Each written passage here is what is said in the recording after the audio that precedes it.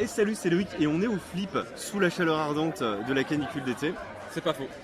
Et tu passes quand tu veux. Oui. Je suis avec les auteurs de Gyojin Fighters Sushido. C'est comme ça qu'on fait. Vous le faites mieux que moi, je pense. C'était parfait. C'est parfait. Non, on peut pas faire mieux. On peut pas faire mieux. Ça, c'est de la lèche. Hein. Et donc, j'ai découvert le jeu, on a fait une petite partie et on va parler un peu de leur parcours, de comment se passe le jeu, etc.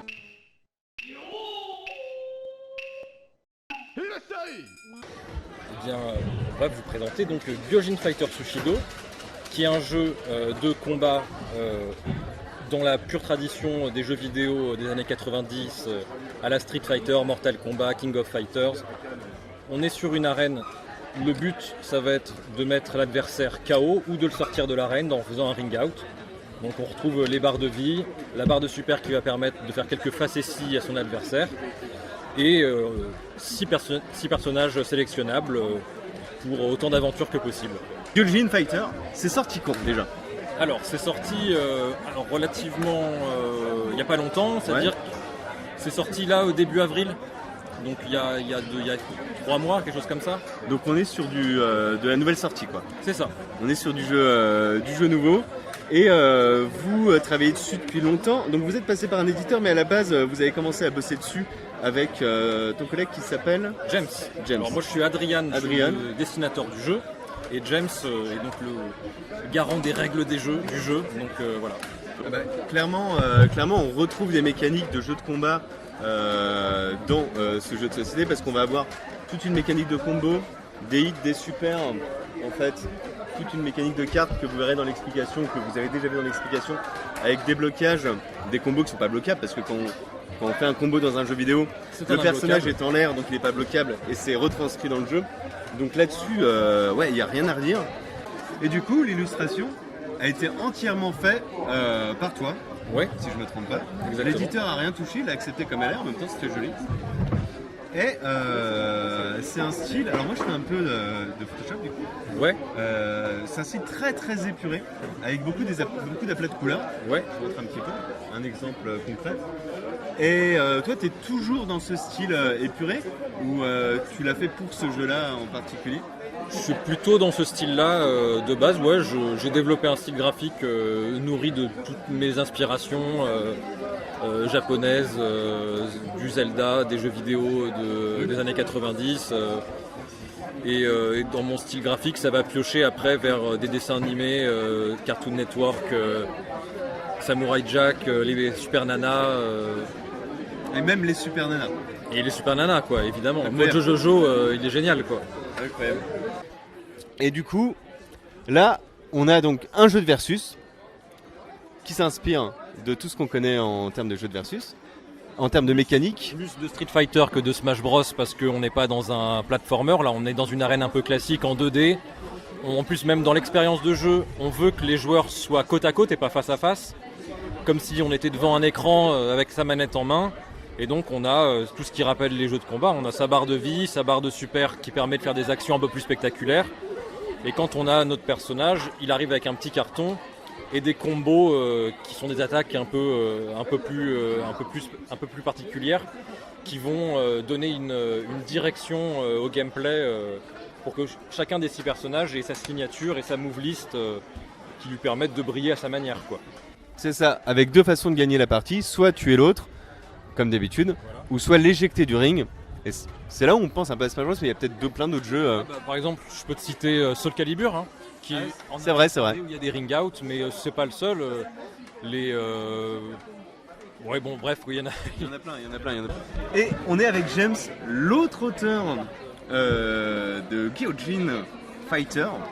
D'ailleurs, une question que j'ai pas posée tout à l'heure, ça vient d'où le nom? Gyojin, c'est homme-poisson. Homme-poisson. Fighter, combattant. Et Sushido, on pouvait pas marquer Bushido. C'est des poissons, donc c'est du sushi. Ah, mais oui. Alors, j'aime beaucoup le jeu de mots. Et Gyojin, j'avais pas la rêve du coup. Je savais que vous aviez un jeu. Ton collègue Adrien nous a expliqué qu'il avait un jeu sur les poissons à la base. Mais je n'avais pas fait le rapprochement du coup. Voilà. Ce que je voulais stipuler, c'est qu'on a des putain de meeple incroyable qui rappelle vraiment l'âge d'or. Non, pas l'âge d'or parce que c'était pas sur Super NES, il n'y avait pas le symbole des flammes. Mais dès qu'on est arrivé sur PlayStation, sur Street Fighter sur PlayStation, on a eu Les barres de vie enflammées. les barres de vie enflammées. Et ça, c'est vraiment stylé.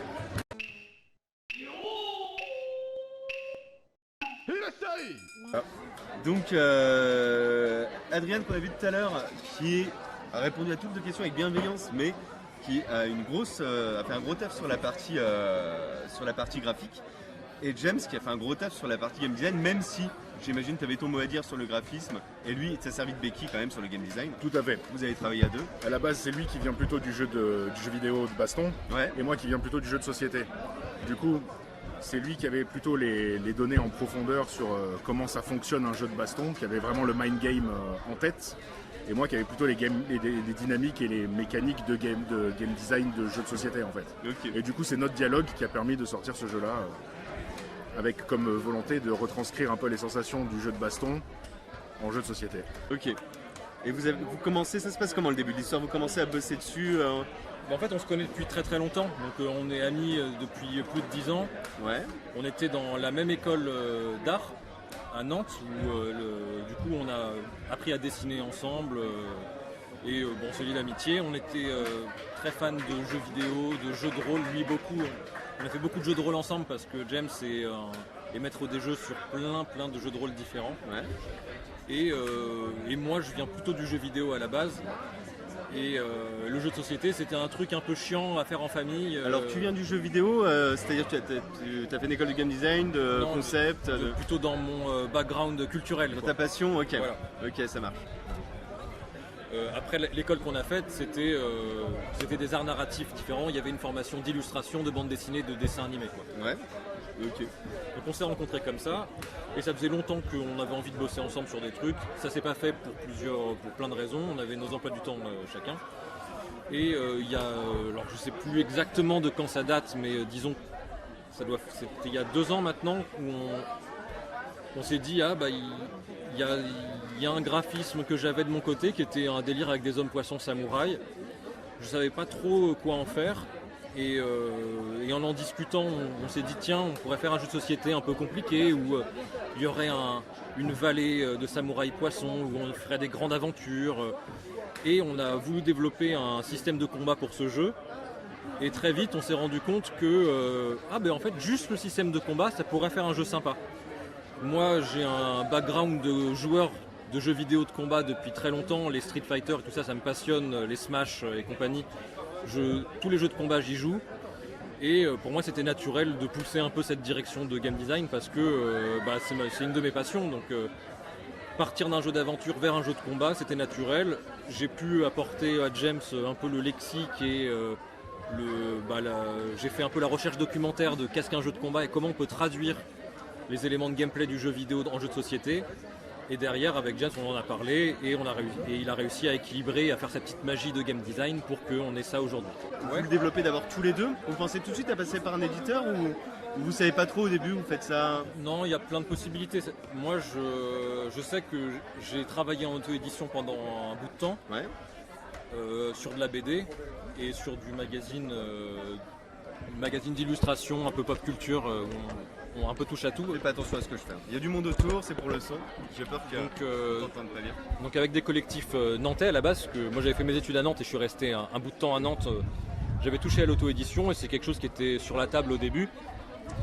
Mais fort ou faible de mes expériences d'auto-édition, je sais que me passer du côté chiant de la fabrication et de la distribution, tout de suite j'ai dit si on peut avoir affaire à un éditeur qui va nous libérer de ça, Évidemment.